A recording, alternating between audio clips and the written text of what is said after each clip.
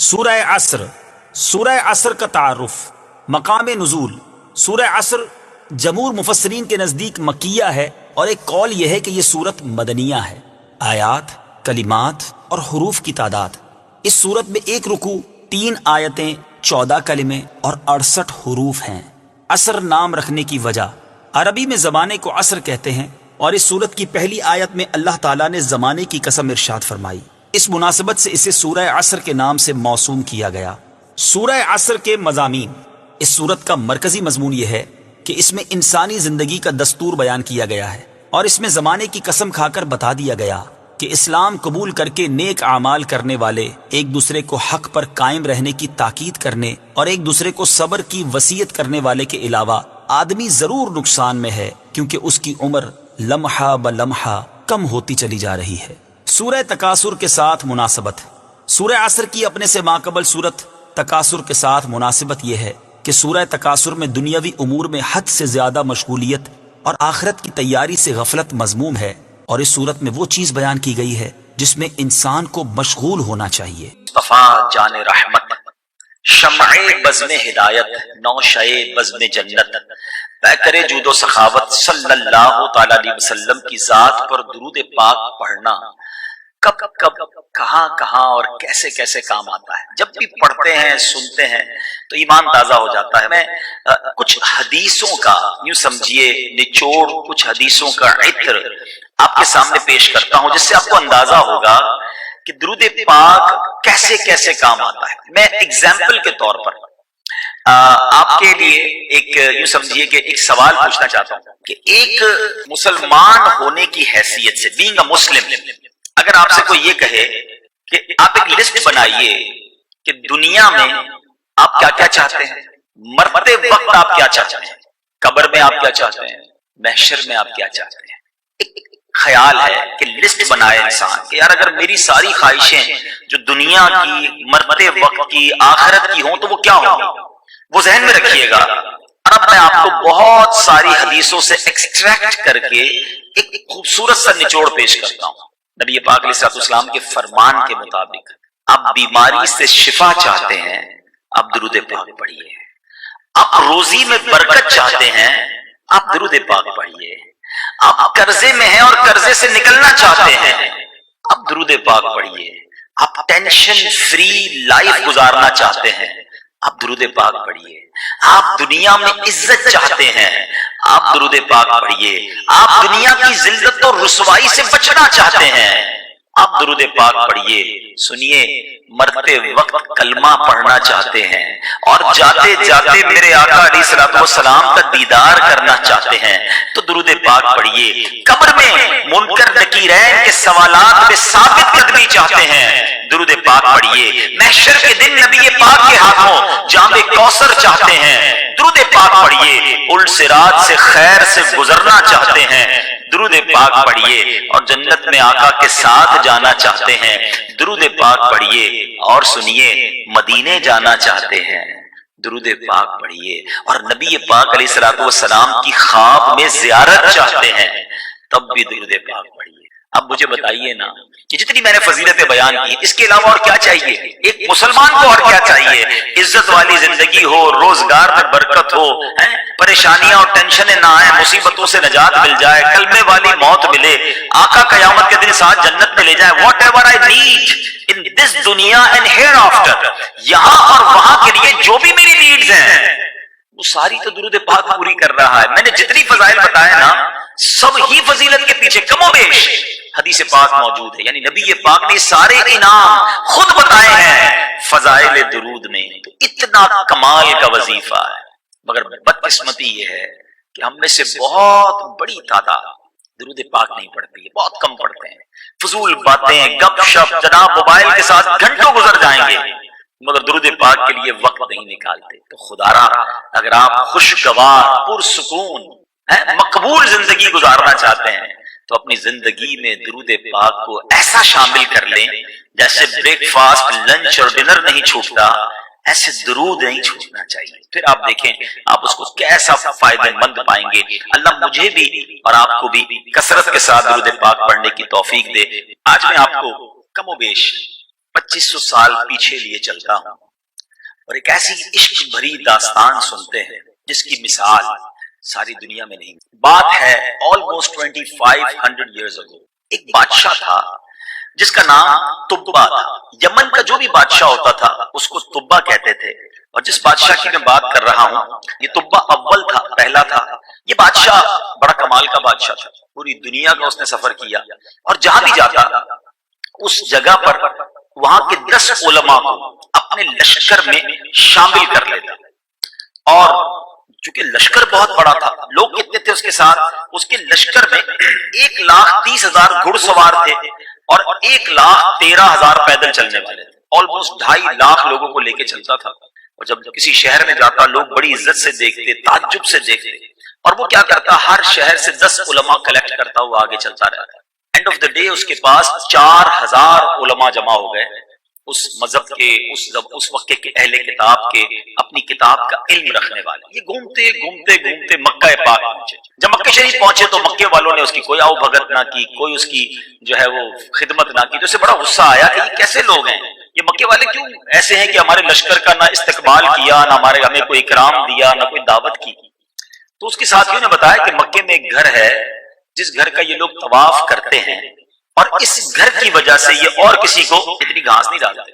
اب اس شخص نے سوچا بادشاہ نے کہ میں اس گھر کو ہی گرا دیتا ہوں، مکے والوں کو قتل و غارت گری کرتا ہوں، ان کو تباہ کرتا ہوں اور اس گھر کو ہی گرا دیتا ہوں. جیسے ہی اس نے یہ سوچا ہمیری بادشاہ بیمار ہو گیا. اتنا شدید بیمار ہو گیا کہ اس کا علاج ہی نہ ہو. بڑے بڑے حکیم آئے، بڑے بڑے لوگ آئے. بادشاہ کو کہا کہ معاملہ کچھ اور لگتا ہے، یہ تمہاری بیماری نہیں، کچھ اور ہو گیا ہے. تو اب جو اس زمانے کے سمجھدار لوگ تھے انہوں نے کہا بات یہ ہے کہ یہ کعبہ جو ہے نا یہ اللہ کا گھر ہے. جس نے بھی اس کو گرانے کے بارے میں سوچا نا اس کو پرابلم ہی آئی ہے. تم ایسا کرو یہ خیال اپنے دل سے نکال دو. ہمیری بادشاہ نے توبہ کی کہ میں اس کعبے کو نہیں گراؤں گا. اب جیسے ہی اس نے یہ نیت کی تو اس کی طبیعت ٹھیک ہونے لگ گئی. بہرحال اب یہ قافلہ موو ہوا اور اس بستی میں پہنچا جس کا اس زمانے میں نام مدینہ نہیں تھا مگر بعد میں وہ عاشقوں کی بستی مدینہ بنی. ہمیری بادشاہ اپنے اس عظیم الشان قافلے کے ساتھ جب مدینے پہنچا، اس بستی میں پہنچا، کھجوروں والی بستی میں، چونکہ اس کے ساتھ 4,000 علماء تھے. ان علماء نے اپنی کتابوں میں پڑھ کر بتایا کہ ہمیں آسمانی کتابیں بتاتی ہیں کہ یہی وہ جگہ ہے جہاں نبی آخر الزماں ہجرت کر کے آئیں گے، اس کو اپنا مسکن بنائیں گے. یہ ان کی بعثت کے بعد ہجرت کی جگہ ہے. 400 علماء نے آؤٹ آف 10 4,000 علماء میں اس میں 400 علماء نے کہا ہم تو یہی رہیں گے، آپ نے جانا ہے تو جائیں. بادشاہ تھا بڑا کمال کا، اچھا نبی آخر الزماں یہاں آئیں گے. کہتا چلو میں اور ہم سب 1 سال انتظار کرتے ہیں. 1 سال سب کے سب مدینے میں رہے. مدینہ ابھی مدینہ بنا نہیں، نبی پاک دنیا میں تشریف لائے نہیں. یہ پیارے آقا علیہ الصلوۃ والسلام کی ولادت سے 1000 سال پرانا واقعہ ہے. اب کیا ہوا؟ 1 year انہوں نے واپس انتظار کیا. جب دیکھا کہ نبی آخر الزماں تشریف نہیں لائے تو بادشاہ نے کیا کیا؟ 400 علماء کے گھر بنائے. ان 400 علماء کو سامان دیا، ان کی شادی کروائی اور ایک اور خوبصورت گھر بھی بنایا اور ایک لیٹر لکھا. اللہ اکبر. ذرا دیکھیں یہ اس کے لیے خط لکھا جا رہا ہے جو بھی بظاہر دنیا میں نہیں آئے ہیں. نبی پاک کے لیے اس بادشاہ نے خط کیا لکھا جس کا مضمون یہ ہے تبا اول کی طرف سے نبی آخر الزماں کی خدمت میں یہ خط ہے. حضور اگر میں آپ کا زمانہ پاؤں گا، آپ کا خادم بنوں گا، آپ پر میں ابھی سے ایمان لاتا ہوں، کاش میں آپ کا زمانہ پاؤں، آپ کا خدمتگار بنوں. حضور اگر میں آپ کا زمانہ نہ پاؤں تو بروز قیامت مجھے بھول نہ جائیے گا. اللہ اکبر. یہ خط اس نے ان 400 علماء میں سے جو سب سے بڑے عالم دین تھے ان کو دیا. کہا دیکھو جب آپ کا آخری وقت آئے آپ اپنی اولاد کو دے دینا، اس کو بھی وصیت کرنا، اگر وہ بھی نبی پاک کا زمانہ نہ پائیں تو اگلے اپنی اولاد کو دے دینا. میرے بیچ اسلامی بھائیوں یہ 400 علماء وہاں بس گئے. آپ جانتے ہیں یہ انصار صحابہ جو تھے نا مدینہ پاک میں، جن لوگوں نے نبی پاک کو ویلکم کیا تھا مکے سے تکلیف کے بعد جب صحابہ کرام اور میرے آقا نے ہجرت کی تھی، جن لوگوں نے میرے آقا کے لیے اپنے گھر کے دروازے کھول دیے، علماء بتاتے ہیں یہ انہی 400 علماء کی اولاد ہے. یہ انصار صحابہ وہ بنے. سبحان اللہ. یہ خط ایک کے بعد ایک کے پاس ڈائیورٹ ہوتا گیا. اب وہ وقت آ گیا جب مدینے والوں کو پتا چل گیا کہ مکے میں نبی پاک تشریف لے آئے ہیں. اب انہوں نے مشورہ کیا ان انصاریوں نے کہ ایسا کرتے ہیں، یہ خط جو ہمیں طبا اول بادشاہ نے تقریباً 1000 سال پہلے دیا تھا، اب کسی وفد کو بھیجتے ہیں جو جائے اور نبی پاک علیہ الصلوۃ والسلام کو یہ ان کا خط دے کر آ جائے۔ اب یہ خط لے کر ابو لیلہ، اس زمانے میں جو شخص تھا، اس کو بھیجا گیا۔ سبحان اللہ، ذرا الفاظ سنیے گا۔ ابو لیلہ جو ہے وہ نبی پاک علیہ الصلوۃ والسلام کی بارگاہ میں پہنچتا ہے۔ نبی پاک بنو سلیم کے قبیلے میں تشریف فرما تھے۔ جیسے ابو لیلہ نبی پاک کے قریب پہنچا، میرے آقا فرماتے انت ابو لیلہ، تم ابو لیلہ۔ وہ حیران ہو گیا کہ میں نے تو ابھی تعارف ہی نہیں کرایا، یہ کیسے ہیں؟ کتنی کمال کی شخصیت ہے کہ میرے تعارف کرانے سے پہلے نبی پاک نے فرمایا کہ تم ابو لیلہ ہو۔ وہ کہتا ہے جی حضور میں ہی ابو لیلہ ہوں۔ تو نبی پاک فرماتے ہیں وَمَعَكَ كِتَابُ طُبَّعِ الْأَوَّلِ، تمہارے پاس طبع اول کا ایک مکتوب موجود ہے جو میرے لیے تمہارے پاس ہے۔ اللہ اکبر۔ ابو لیلہ اور حیران ہو گئے، 1000 سال پہلے وہ خط لکھا گیا ہے اور نبی پاک میرا نام بھی بتا رہے ہیں، اس شخص کا نام بھی بتا رہے ہیں۔ اب جب خط آ گیا، میرے آقا علیہ الصلوۃ والسلام نے صحابہ کی مجلس میں صدیق اکبر رضی اللہ تعالیٰ عنہ سے کہا اے ابو بکر ذرا سب کو یہ خط پڑھ کر سناؤ۔ صحابہ کی مجلس میں وہ خط پڑھا گیا، وہ عشق بھرا خط کہ حضور میں آپ کا غلام، میں آپ کا زمانہ پاتا تو آپ کا خادم بنتا، مگر حضور میں دنیا میں نہ رہوں تو مجھے قیامت کے دن بھول کر نہ جانا۔ اللہ اکبر۔ سنو میرے آقا علیہ الصلوۃ والسلام نے کیا فرمایا، فرماتے ہیں مرحبا بالاخ الصالح، 3 بار فرمایا میرے آقا نے کہ نیک بھائی کو خوش آمدید، نیک بھائی کو خوش آمدید۔ نبی پاک علیہ الصلوۃ والسلام نے اب ابو لیلہ انصاری کو مدینے واپس لوٹا دیا۔ اے میرے میٹھے اسلامی بھائیوں، اب ہجرت کی گھڑی آئی، نبی پاک مدینہ پاک میں داخل ہوئے، طلع البدر علینا کی صدائیں ہیں، میرے آقا علیہ الصلوۃ والسلام کا بھرپور استقبال ہوتا ہے۔ ہر صحابی چاہتا ہے حضور میرے گھر آئیں، میرے گھر کو شرف عطا فرمائیں، مجھے مہمانی اپنی عطا فرمائیں، میں ان کی میزبانی کروں۔ اللہ کے نبی کہتے ہیں میری اونٹنی جو ہے وہ حکم والی ہے، اسے معلوم ہے کدھر جانا ہے۔ اب نبی پاک نے حکم دیا یہ اونٹنی جہاں رکے گی وہی میرا ٹھکانہ ہوگا۔ ذرا تصور تو کریں جب مدینے کی گلیوں میں وہ قصوہ نامی اونٹنی چلی ہوگی، ہر صحابی سوچتا ہوگا کاش میرے گھر کے باہر، کاش یہ سعادت مجھے مل جائے۔ وہ اونٹنی گھومتے گھومتے اب کہاں رکتی ہے؟ سبحان اللہ، حضرت ابو ایوب انصاری رضی اللہ تعالیٰ عنہ کے مکان پر رکتی ہے۔ اے میرے میٹھے اسلامی بھائیوں، یہ تو آپ نے سنا تھا کہ سیدنا ابو ایوب انصاری میزبان رسول بنے، مگر آؤ میں آپ کو ایک اور حقیقت بتاتا ہوں۔ یہ وہی صحابی ہیں جو اسی عالم دین کی اولاد سے تھے جن کو نبی پاک کا گھر تحفے میں دیا گیا تھا کہ یہ والا جو مکان ہے نا، طبع اول نے کہا تھا یہ میرے آقا کے لیے ہے، یہ انہیں پیش کرنا۔ سبحان اللہ۔ تو پتہ یہ چلا کہ نبی پاک سیدنا ابو ایوب انصاری کے مکان میں نہیں، اپنے ہی مکان میں جلوہ فرما تھے۔ یہ مکان خود نبی پاک کو گفٹ ہوا تھا۔ ابو ایوب انصاری جو ہیں گویا وہ مہمان تھے اور آقا میزبان ہیں۔ اعلیٰ حضرت امام اہل سنت کا مجھے وہ شعر یاد آ رہا ہے، آسماں خان زمین خان زمانہ مہمان، آسماں خان زمین خان زمانہ مہمان، صاحب خانہ لقب کس کا ہے تیرا تیرا۔ دنیا میں آج تک کوئی ایسی پرسنالٹی نہیں آئی کہ جس کے پیدا ہونے سے پہلے 1000 سال پہلے سے اس سے محبت کرنے والے، اس کا نام لینے والے، اسے گفٹ دینے والے، اس کا غلام بننے کی تمنا رکھنے والے لوگ ہوئے ہوں۔ ارے نبی پاک سے محبت تو خیر جبریل کو بھی ہے، حضرت آدم سے محبت کا ذکر چل رہا ہے، مگر پیارے آقا علیہ الصلوۃ والسلام کے مدینے کو ابھی نبی پاک نہیں آئے، اپنا مسکن بنا لینا، اس مدینے کو چھوڑ کر نہ جانا۔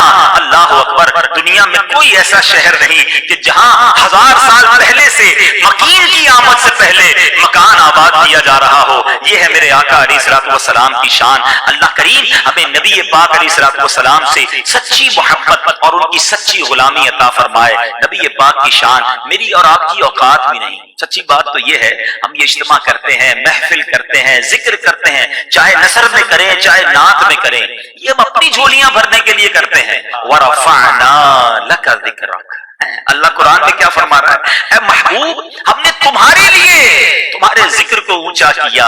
سیدی اعلیٰ حضرت لکھتے ہیں نا، تو گھٹائے سے کسی کے نہ گھٹا ہے نہ گھٹے، جب بڑھائے تجھے اللہ تعالی تیرا۔ اللہ کریم نے اپنے حبیب علیہ الصلوۃ والسلام کے ذکر کو کس شاندار انداز میں اپنے ذکر کے ساتھ جوڑا. اسی آیت کے بارے میں نبی پاک علیہ الصلوۃ والسلام نے جبریل امین سے ایک سوال کیا، اے جبریل اس آیت کے بارے میں بتاؤ. جبریل امین علیہ الصلوۃ والسلام نے عرض کی حضور اللہ تعالیٰ فرماتا ہے کہ آپ کے ذکر کی بلندی یہ ہے کہ جب میرا ذکر کیا جائے گا میرے ساتھ آپ کا بھی ذکر کیا جائے گا.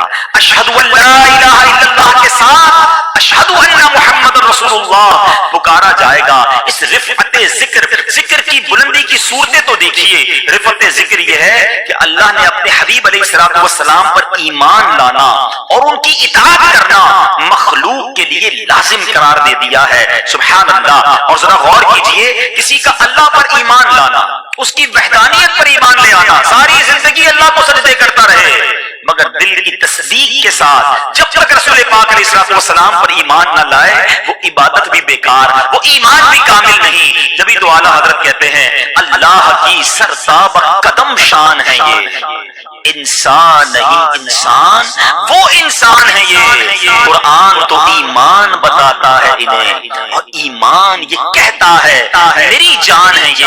اب ذرا قرآن پاک کا ایک خوبصورت جائزہ پیش کروں گا. قرآن مجید میں اللہ تعالیٰ نے اپنے حبیب علیہ الصلوۃ والسلام کے ذکر کو اپنے ذکر کے ساتھ، اپنی اطاعت کو اپنے حبیب علیہ الصلوۃ والسلام کی اطاعت کے ساتھ کیسا مرج کیا، کس شان سے نبی پاک کا ذکر کیا. ذرا سنتے جائیے گا، ایمان تازہ ہو جائے گا. ذرا سوچئے گا، اللہ تعالیٰ فرماتا ہے سورہ بقرہ آیت نمبر 278 and 279 آپ سے جنگ خدا سے جنگ ہے. اب ذرا سورہ نساء آیت نمبر 80 آپ کی اطاعت خدا کی اطاعت ہے. سورہ نساء آیت نمبر 14 آپ کی نافرمانی خدا کی نافرمانی ہے. سورہ انفال آیت نمبر 13 آپ کی مخالفت خدا کی مخالفت ہے اور آپ کی طرف بلانا خدا کی طرف بلانا ہے. آگے چلیے سورہ نساء آیت نمبر 100 میں اللہ فرماتا ہے آپ کی طرف ہجرت خدا کی طرف ہجرت ہے. مزید آیتوں میں فرمایا آپ سے دوستی خدا سے دوستی ہے. آپ کے بلانے پر حاضر ہونا خدا کے بلانے پر حاضر ہونا ہے، یا الفاظ دیگر آپ کا بلاوا خدا کا بلاوا ہے. سورہ انفال آیت نمبر 27 میں فرمایا آپ سے خیانت خدا سے خیانت ہے. اور کیا کیا بیان کروں.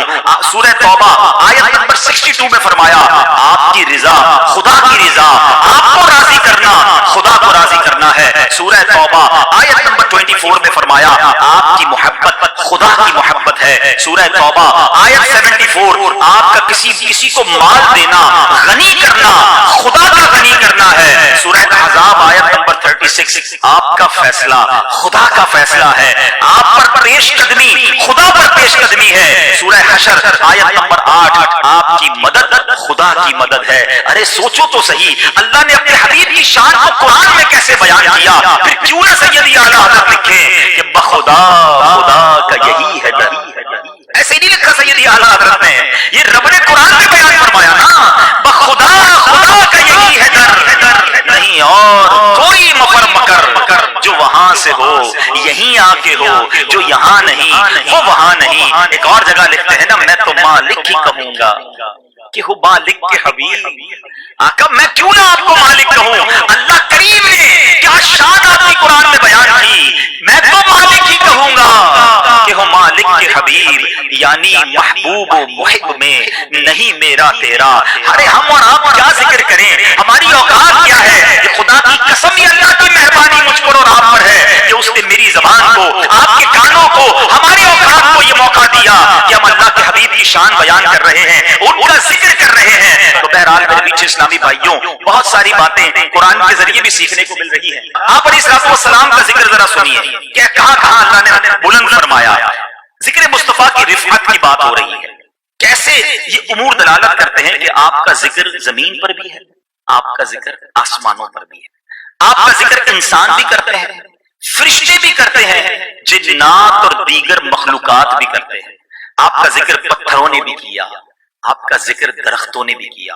آپ علیہ الصلوۃ والسلام کا ذکر کرنے والے دنیا کے ہر کونے میں موجود ہیں. سبحان اللہ. یہ جو ٹائمنگ ڈفرنس ہے نا دنیا میں اس وقت کہیں صبح ہے کہیں دوپہر ہے کہیں شام ہے، اللہ کی حکمت اللہ جانتا ہے. لیکن اگر اس کو عشق کی ٹائمنگز کے حساب سے دیکھو نا، دنیا میں سب سے پہلی فجر کی اذان فجی آئلینڈ میں اور اس کے آگے جزیروں پر ہوتی ہے.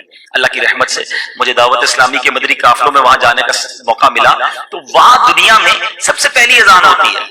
فجر کی اذان ہوئی جہاں اللہ کا نام لیا مؤذن نے, اللہ اکبر اللہ اکبر, اشہد ان لا الہ الا اللہ, اشہد ان لا الہ الا اللہ. اب مؤذن کہتا ہے اشہد ان محمد رسول اللہ صلی اللہ تعالی علیہ وسلم. اللہ کا ذکر بلند ہوا, صاحب اس کے حبیب کا ذکر بلند ہوا. ابھی کچھ منٹ گزرے تو جناب اب آسٹریلیا میں اذان شروع ہو گئی. اب جناب آگے چلتے جائیں تو فار ایسٹ کے مختلف ملکوں میں نماز کا وقت شروع ہوا. یہ ٹائمنگ ایک ایک دو دو تین تین منٹ کا آپ نے دیکھا ہوگا. کراچی سے حیدرآباد کا فرق, حیدرآباد سے میر پور خاص, پھر سکھر, آگے جائیں پنجاب, پھر خیبر پختونخوا. ہر لمحے, ہر سیکنڈ, ہر منٹ دنیا میں کہیں نہ کہیں اذان ہو رہی ہے. وہ فجر کی اذان چلتے چلتے ابھی پاکستان نہیں پہنچی, وہاں ظہر کی اذان کا وقت ہو گیا. وہ ظہر کی اذان آگے بڑھی تو عصر کا وقت ہو گیا. دنیا کے کونے کونے میں اللہ نے اپنے حبیب کے ذکر کو بلند کرنے کا وہ انتظام کیا. کون سا لمحہ ہے جب نبی پاک کا ذکر اس دنیا میں بلند نہیں ہو رہا؟ وَرَفَعْنَا لَكَ ذِكْرَكَ, کیسا رب نے ذکر بلند کیا. ارے یہ تو صرف اذان کی بات ہے, مجھے بتاؤ قرآن کہاں نہیں پڑھا جاتا؟ ہر وقت دنیا میں لاکھوں لوگ قرآن پڑھ رہے ہوتے ہیں. میں نے آپ کو قرآن کی آیتیں ہی تو سنائی ہیں, جگہ جگہ رب نے نبی کی شان بیان کی ہے. کہیں یاسین کہا ہے, کہیں طٰہٰ کہا ہے, کہیں رحمت للعالمین کہا ہے, کہیں بشیر و نذیر کہا ہے. تو گویا اللہ تعالیٰ نے تلاوت قرآن کے ذریعے اپنے حبیب کے ذکر کو بلند کیا.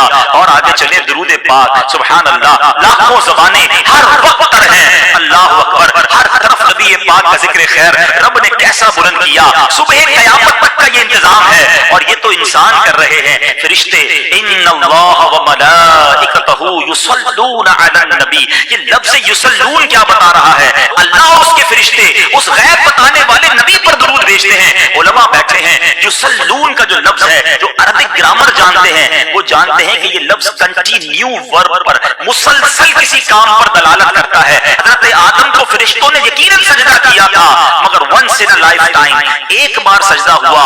آؤ میں بتاتا ہوں آدم کے آقا کی شان کیا ہے کہ مسلسل اللہ کے فرشتے اور خود رب عز و جل اپنے حبیب پر درود بھیج رہا ہے. اللہ درود بھیجتا کیسے ہے؟ اپنی رحمت نازل کرتا ہے.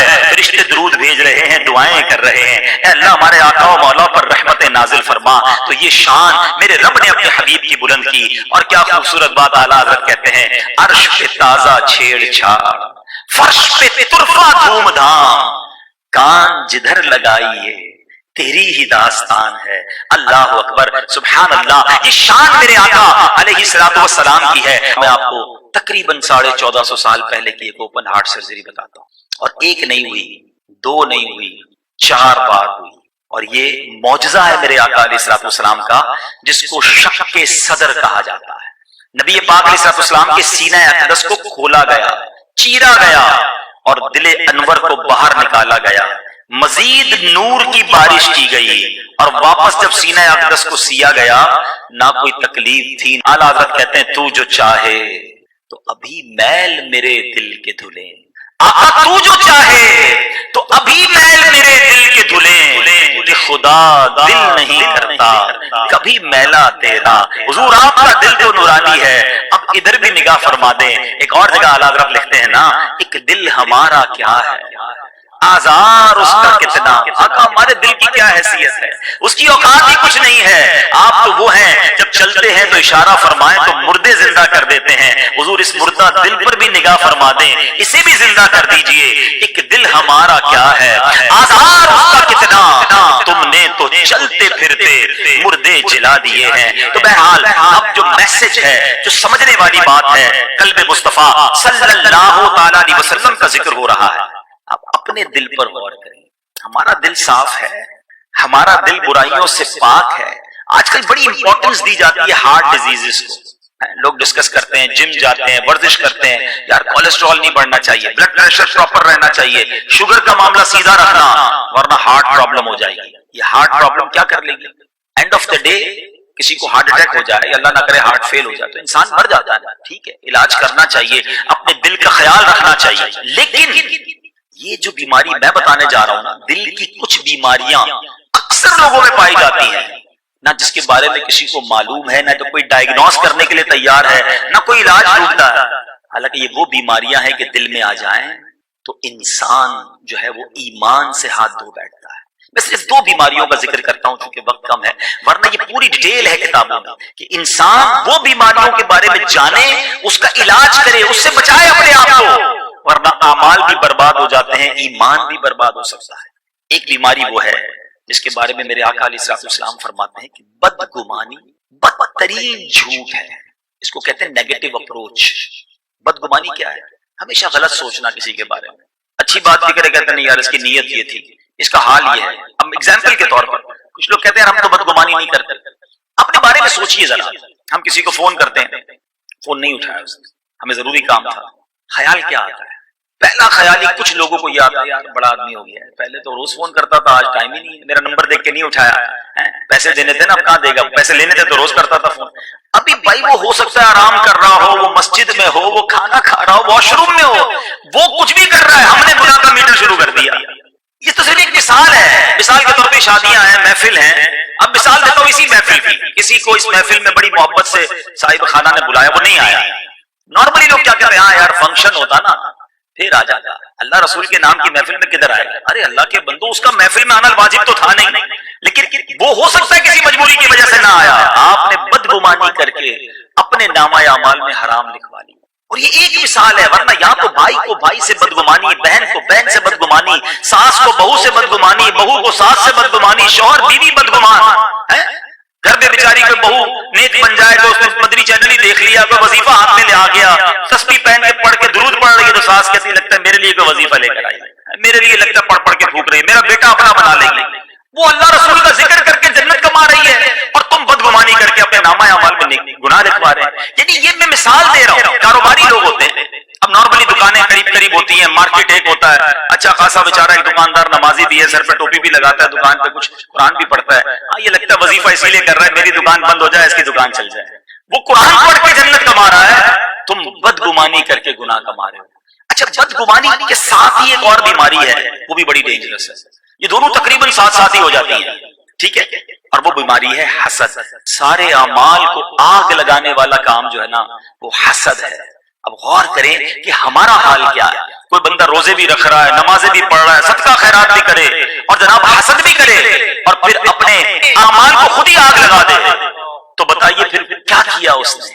لیکن آج کون ہے جو حسد سے فارغ ہے؟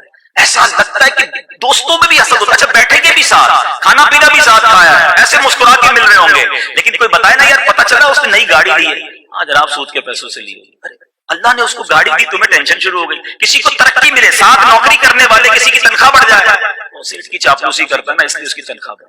حسد بہت بری بلا ہے۔ اچھا یہ حسد اور بدگمانی جس کے بھی دل میں ہے نا، اس نے اپنا سکون تو ختم کر دیا، وہ بے سکون رہتا ہے۔ ہمیں لوگ ملتے ہیں کہتے ہیں یار نیند نہیں آتی، میں بہت سوچتا رہتا ہوں، رات بھر سوچتا رہتا ہوں۔ جس کو بھی نیند نہیں آتی نا، جس کو بھی سکون کم ہو گیا ہے، جس کا دماغ بس چلتا ہی رہتا ہے، وہ چیک کر لے، عموماً ایسا ہوتا ہے اس کو کسی سے حسد ہو گیا ہے یا کسی کے ساتھ بدگمانی اس نے دل میں پال لی۔ اگر آپ پرسکون رہنا چاہتے ہیں نا، ریلیکس رہنا چاہتے ہیں، لوگوں کی ترقی میں خوش ہونا سیکھ جائیں۔ کوئی کہے نا یار اس کو عزت مل گئی، اللہ اسے اور عزت دے، یار وہ بڑا پیسے والا ہو گیا، اللہ اسے اور برکت دے۔ ابھی شہرت سے حسد ہو جاتی ہے، یار میرے محلے میں اس کو کوئی نہیں جانتا تھا، آج ساری دنیا میں مشہور ہو گیا، اللہ دے رہا ہے اسے عزت، تمہیں کیا پرابلم ہے؟ حسد کرنے والا دنیا میں بھی جلتا ہے اور پھر اللہ نہ کرے رب ناراض رہا تو آخرت میں بھی جلے گا۔ تو اے میرے میٹھے اسلامی بھائیوں، آج ہم نے نبی پاک علیہ الصلوۃ والسلام کے قلب منور کے بارے میں سنا ہے۔ پہلے تو دعا کرتے ہیں اللہ تعالیٰ سے، اور دعائیں نبی پاک نے بھی عطا فرمائی کہ اللہ میرے دل کو پاک کر دے، میرے دل کو ستھرا کر دے، ان تمام بری بیماریوں سے ہمیں بچا لے۔ اللہ سے دعا کرتے رہا کرو، کیونکہ جس دل میں حسد ہے نا، جس دل میں تکبر ہے، جس دل میں اس طرح کے بغض اور کینہ اور اس طرح کی برائیاں ہیں نا، بتاؤ پھر اس دل میں عشق مصطفیٰ کیسے آئے گا؟ وہ سینہ مدینہ کیسے بنے گا؟ اگر اپنے دل کو یادگار مدینہ بنانا ہے، دعا کرتے ہیں نا، رہیں ان کے جلوے، بسے ان کے جلوے، میرا دل بنے یادگار مدینہ۔ تو پھر دل کو صاف بھی تو کرے نا، تو دعا بھی کرے اور اپنے آپ کو چیک کریں کہ ہمیں کسی سے اگر حسد ہو گیا ہے، کسی کے بارے میں بدگمانی ہے تو اس کو دور کریں، ورنہ اس کا کچھ نہیں جانا آپ کا واقعی ہے اعمال آپ ہی کے برباد ہونے ہیں. اللہ مجھے بھی صاف دل عطا فرمائے, آپ کو بھی نصیب فرمائے, قلب سلیم عطا فرمائے. الحمدللہ ایسی پیاری باتیں دعوت اسلامی کے مدنی ماحول میں سکھائی جاتی ہیں. ایسے بیانات اگر آپ مزید سننا چاہتے ہیں تو مدنی چینل دیکھتے رہیں, انشاءاللہ بہت کچھ سیکھنے کو ملے گا. اللہ پاک عمل کرنے کی توفیق عطا فرمائے. صلو علی الحبیب صلی اللہ تعالی علیہ